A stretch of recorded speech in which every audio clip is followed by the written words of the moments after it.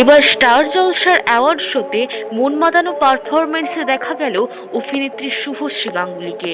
কখনো তাকে দেখা গেল ঝিঙ্কুনাকুন নাকুনাকুনির মতো জমজমাট গানে, আবার কখনো দেখা গেল মণিমেঘ জমতে থাকের মতো ভালোবাসার গানে, আবার কখনো বা দেবের সাথে নাচতে দেখা গেল। এই অনুষ্ঠানে অভিনেত্রীর হাজবেন্ড রাজ চক্রবর্তীও উপস্থিত ছিলেন। নীল রঙের একটি শর্ট ড্রেসে দেখা গেল অভিনেত্রীকে।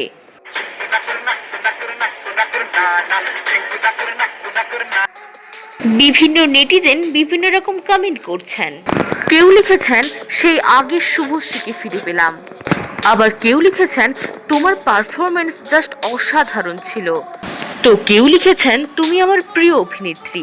তবে অভিনেত্রীকে শর্ট ড্রেস পরার কারণে কটাক্ষের শিকারও হতে হয়েছে।